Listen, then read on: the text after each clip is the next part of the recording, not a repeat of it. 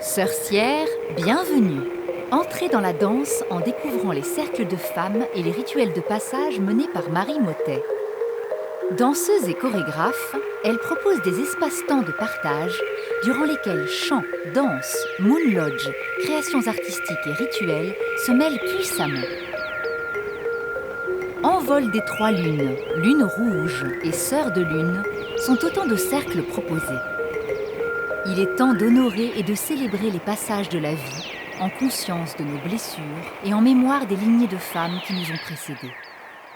Je m'appelle Marie Mottet, je suis danseuse chorégraphe. Voilà, ça c'est une grande partie de ma vie. J'ai envie de dire aussi que je suis une maman de 4 enfants, grands enfants maintenant, et puis grand-mère de 2 petites filles.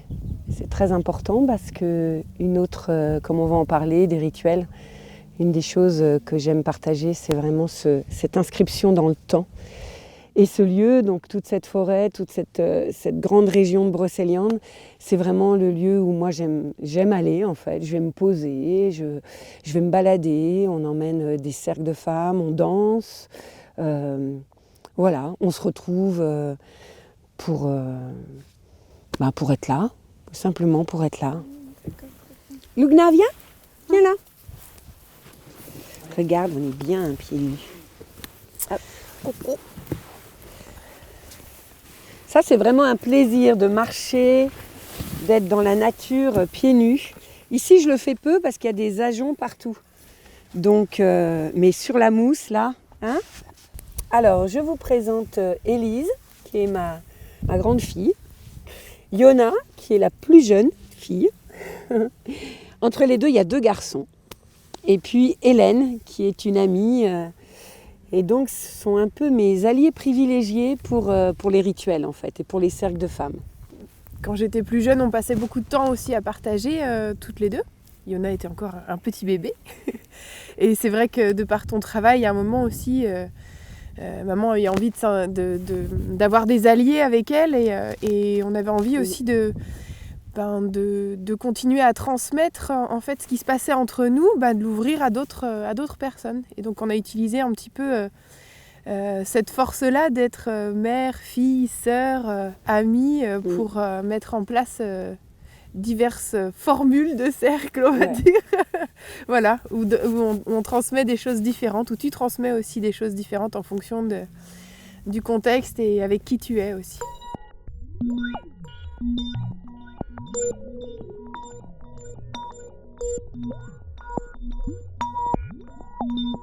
En fait, il y a aussi toute la partie artistique, ce que je partage aussi beaucoup avec Hélène, c'est-à-dire que moi je suis danseuse vraiment.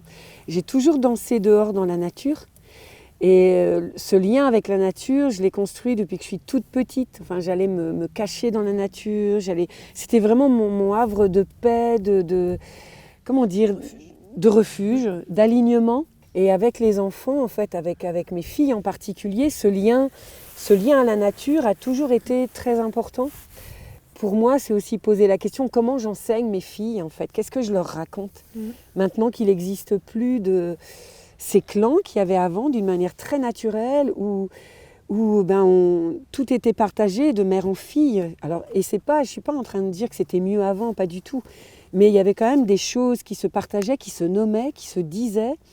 Simplement, que ce soit sur la sexualité, sur les menstruations, sur tous les thèmes, la grossesse, qu'est-ce qui se passe une grossesse, un accouchement, enfin, tous ces thèmes sont devenus tellement tabous que je pense que c'est ça en fait le démarrage, c'est que voilà, c'était naturel en même temps. C'était naturel. Je crois qu'on ne s'est pas posé de questions. Non.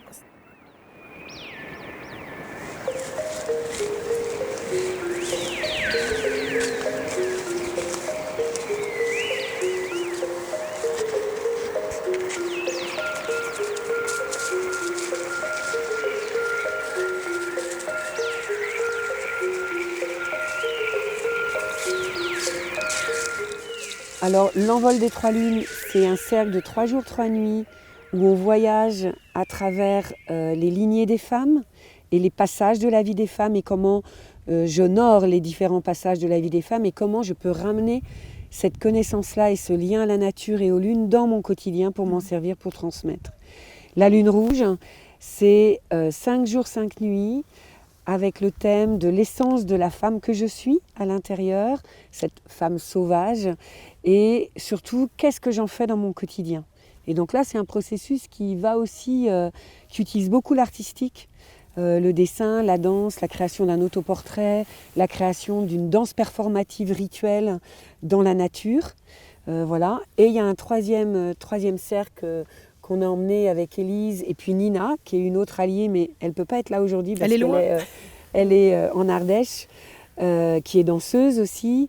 Et Sœur de Lune, donc c'est 3 fois 3 jours, 3 nuits. Et l'intention de Sœur de Lune, eh ben, c'est un peu un mix des deux autres. N'empêche que maintenant je commence à avoir envie d'enlever mes chaussures. C'est pas pour la même raison.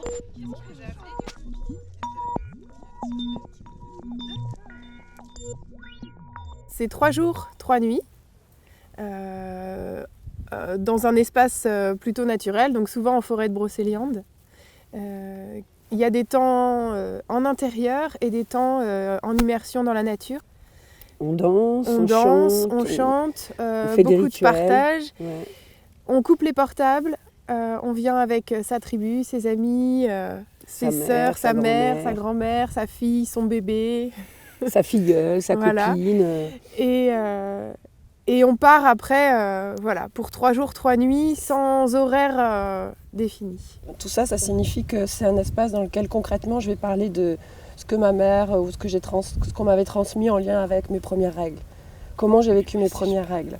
Quels moyens de contraception j'ai utilisés. Est-ce que j'ai déjà avorté. Des choses qui sont de l'ordre de l'intime et très souvent cachées. Tabou. Qu'on ne partage pas, même forcément avec ses amis, permettent vraiment à chacune de déposer sa parole, d'assister étonnée au dévoilement de l'intimité des autres qui permet à soi-même de s'approprier sa propre histoire, de se rendre compte des endroits avec lesquels on était, de ses propres blessures, de ses propres hontes. Et c'est vraiment un partage, c'est pas une transmission. Elles vont rien nous apprendre de comment il faut être une femme. Au contraire, c'est une ouverture en fait, et en toute humilité, mais de partager des choses qui leur sont toujours utiles pour se rencontrer, pour s'accompagner, pour découvrir qui elles sont et pour apprendre à devenir sœurs.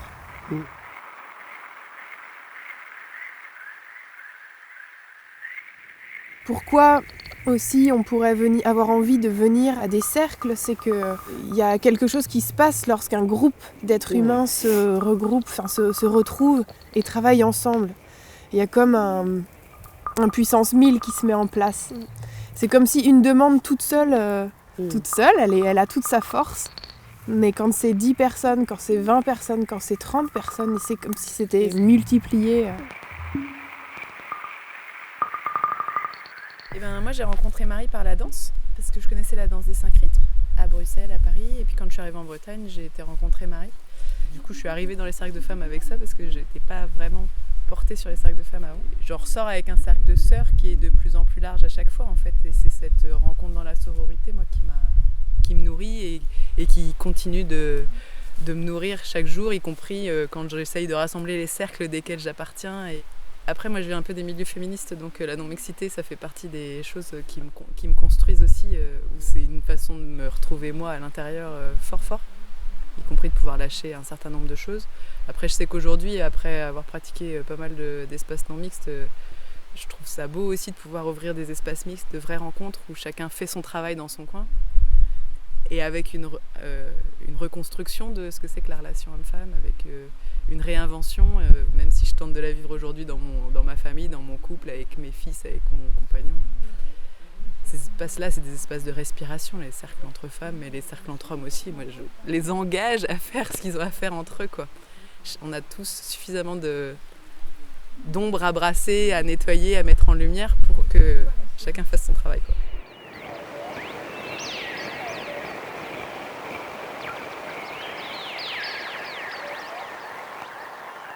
C'était la première année où j'ai eu mes menstruations. Et du coup, Élise et maman voulaient partager ça avec moi.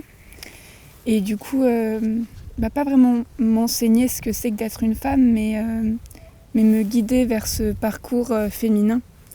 Et depuis les 2 dernières années,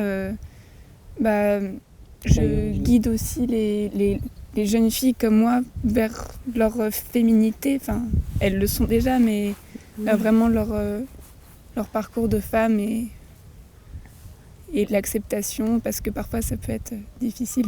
En fait, c'est beaucoup de partage et de témoignages aussi. Hein. Alors après, moi j'ai souvenir de cercles où des femmes disaient en fait moi je viens parce que j'aime pas les femmes ou je me sens pas, moi je suis bien qu'avec les hommes, je me sens pas bien, puis c'est quoi ces trucs de cercle de femmes, mais j'ai envie d'être là parce que j'ai envie de découvrir et c'est juste magnifique ce qui se passe. Parce que là aussi, il y a des blessures, en fait, de femmes entre elles, de pouvoir, de défiance, de trahison. Et même avec elles, c'est OK. Donc elles sont bien. Enfin, tout le monde est bienvenu. Et du coup, ça se passe comme ça. Et c'est pas du tout bisounours aussi, c'est-à-dire que voilà. C'est justement parce qu'il y a cette confiance qu'on peut commencer à gueuler, à être en colère, parce que c'est pas du tout bienvenu dans la société culturellement que les femmes sont en colère. Donc c'est aussi permettre en fait à ces émotions qui sont cachées, comme la honte, la culpabilité, la colère notamment, de s'exprimer. Et ça passe par des moments, les forces, les danses, les choses sont extrêmement puissantes.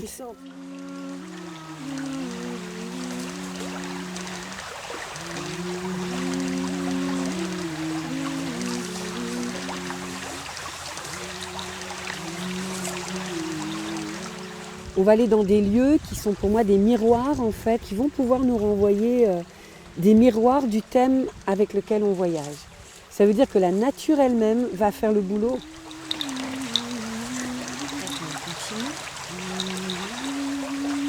Vous voulez continuer ?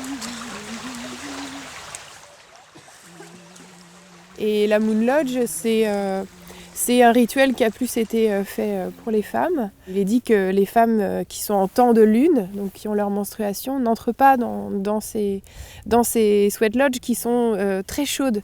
Et c'est pas bon pour une femme qui a ses lunes au niveau de la circulation sanguine, etc. Et puis après, énergétiquement, il se passe aussi plein de choses. Aussi, elle se purifie déjà. Donc c'est un temps, une petite hutte où on laisse ouvert, on peut voir la lune par le haut. Et par le dessus de la hutte, il y a un petit feu aussi, on entre quelques pierres et il se passe des temps d'échange et de... C'est un temps de prise de soin.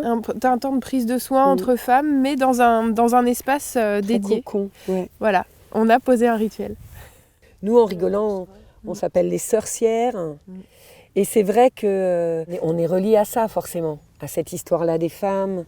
Je crois que dans celles qu'on appelait les sorcières, il y avait entre autres, on ne va pas rentrer trop là-dedans, mais il y avait entre autres ces femmes qui simplement partageaient leur savoir-faire d'accompagner une jeune fille qui avait ses règles et qui allait avoir ses premières relations sexuelles, qui accompagnait l'autre qui était enceinte, qui accompagnait la grossesse, qui écoutait avec son oreille, qui accompagnait la grossesse, qui accompagnait l'accouchement ou l'avortement avec les plantes, qui savait garder les semences, faire le pain, s'occuper de ces graines-là, qui savait prendre soin des plantes médicinales, les utiliser, qui savait tanner les peaux, tuer les animaux en respect, parce qu'on en avait besoin à l'époque pour s'habiller, pour manger, pour faire les tambours. Donc dans tout notre groupe, là, on essaye de se relier à ces savoir-faire ancestraux. Mais c'est vraiment de permettre aux femmes de se réapproprier leur puissance, en fait. La puissance de leur corps, la puissance de leur sexe, la puissance de leur cœur, la puissance aussi, et c'est très important, de leur esprit,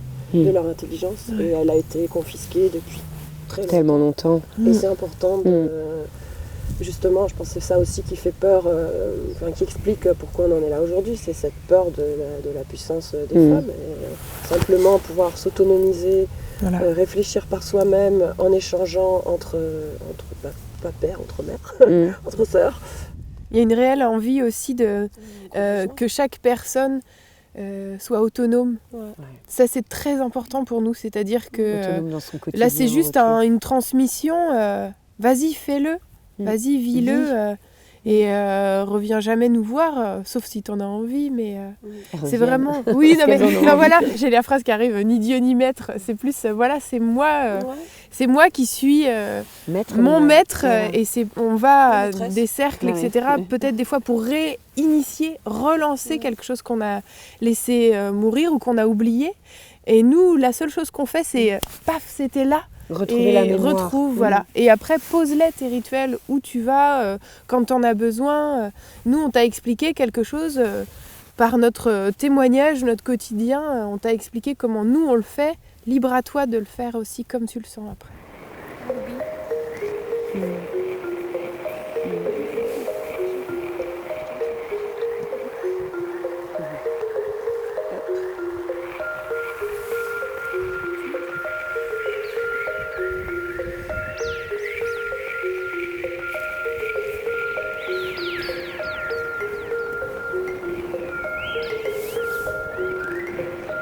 Ouais, c'est magnifique.